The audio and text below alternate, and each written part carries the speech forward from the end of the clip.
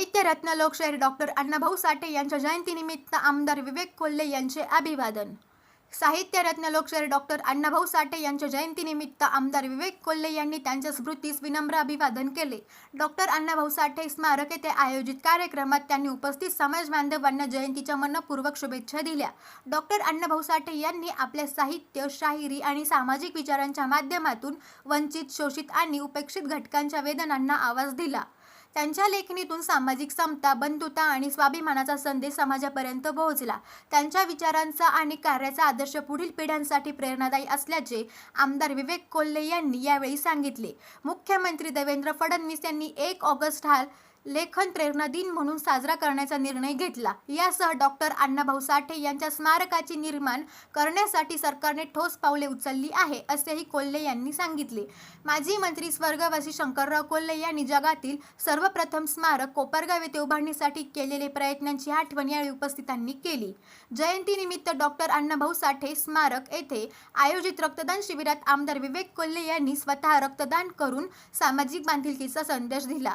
समाजातील प्रत्येक घटकाने सामाजिक उपक्रमांमध्ये सहभागी होत गरजूंच्या मदतीसाठी पुढाकार घ्यावा, असे आवाहन त्यांनी केले. रक्तदान हे श्रेष्ठ सामाजिक कार्य असून एका व्यक्तीच्या रक्तदानामुळे अनेकांचे प्राण वाचू शकतात. त्यामुळे युवकांनी मोठ्या संख्येने रक्तदानासाठी पुढे यावे, असे त्यांनी सांगितले.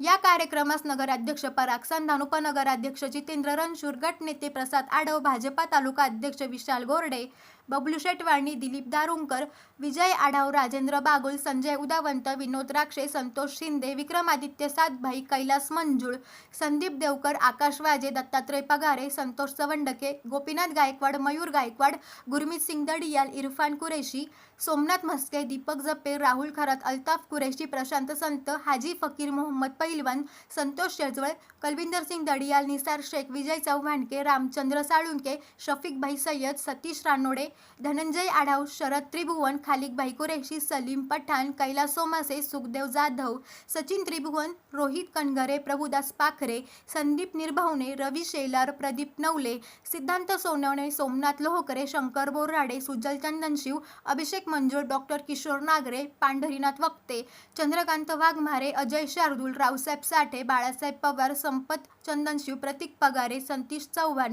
संतोष भाऊ आढाव, नाना भुजबळ, मुक्तार पठाण, लखन मस्के, भैया नागरे आदींसह पदाधिकारी, कार्यकर्ते व समाज बांधव मोठ्या संख्येने उपस्थित होते. SG मराठी न्यूज चॅनलसाठी संतोष जाधव, कोप. साहित्यरत्न लोकशाहीर अण्णाभाऊ साठेंचा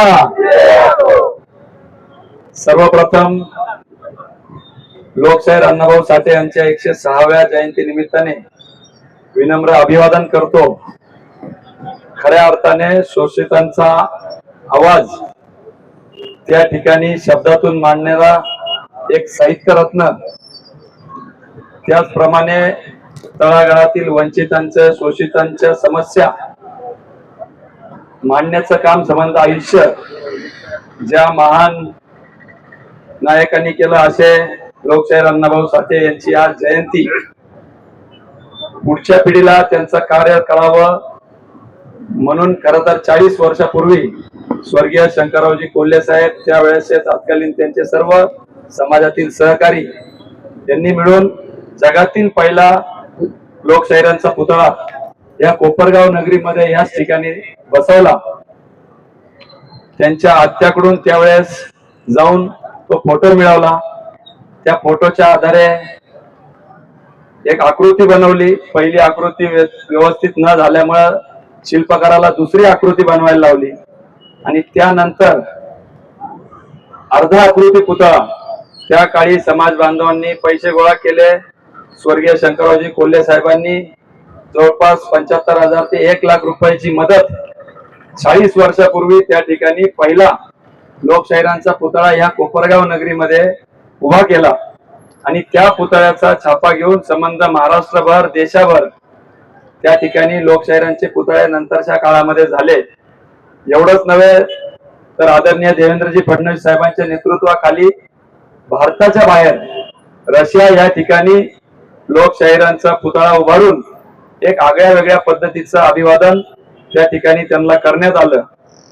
आणि तेवढंच नव्हे तर काल आदरणीय मुख्यमंत्री देवेंद्रजी फडणवीस साहेबांनी जाहीर केलं की त्या ठिकाणी 1 वर्षाच्या आत भव्य असं स्मारक मुंबई इथं उभं केलं जाईल आणि त्याचं उद्घाटन देशाचे लोकप्रिय पंतप्रधान आदरणीय मोदी साहेबांच्या हस्ते त्या ठिकाणी 1 वर्षाच्या आत करू.